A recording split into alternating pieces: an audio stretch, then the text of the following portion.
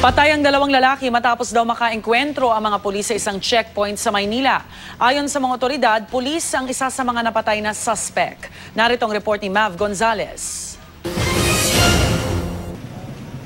Dumaan daw sa checkpoint sa Adriatico, Maynila ang dalawang hindi pa nakikilalang lalaki kagabi sakay ng pulang motorsiklo na may plakang ND52424. Itong mga suspect natin, they disregarded the checkpoint.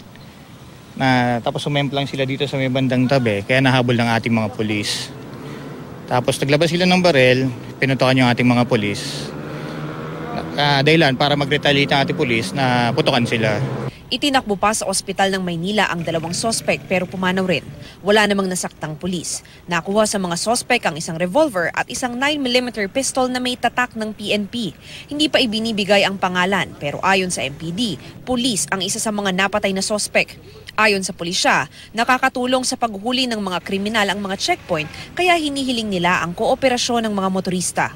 Baliminto lang naman po sila kasi be-verify lang naman po namin yung identity ng motorista. Tapos kung kumpleto naman po sila ng documents, paalis hindi naman po sila agad. Ito ang unang balita sa Maynila. Mav Gonzalez reporting.